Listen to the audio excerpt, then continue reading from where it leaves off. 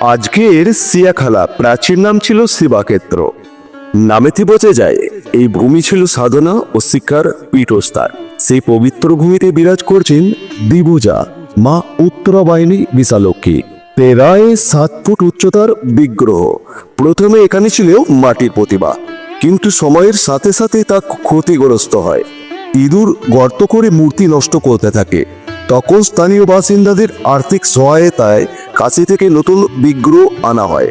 প্রতি বছর 16ই আষাঢ় দেবীর প্রতিষ্ঠা দিবস পালিত হয় বিশেষ আয়োজনের মধ্য দিয়ে।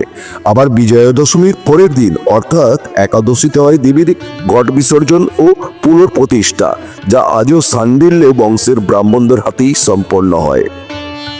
ভক্তদের বিশ্বাস মা নাকি এখানে খুব জাগ্রত। তিনি মনস্কামনাও পূরণ করেন, শিক্ষায় দেন সিদ্ধি লাভ।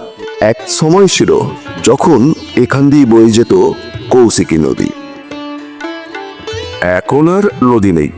ছোট বড় আর দিঘির জলেই সে অতীতের স্মৃতি আটকে রয়েছে। লোককথায় আছে সে কৌশিকী নদীর গর্ভ থেকে নাকি উদ্ধার হয়েছিল দেবীর বিগ্রহ। শোনা যায় মুর্শিদাবাদের নবাবের দেওয়ান পুরন্দর খা কৌনস থেকে 100 ব্রাহ্মণ পরিবার নিয়ে এসেছিলেন এখানে শিক্ষা কেন্দ্র গড়ে তুলতে। সেই সূত্রে শিবাক্ষেত্রে গড়ে ওঠে টোল সংস্কৃতি, শাস্ত্রচর্চার এক সমৃদ্ধ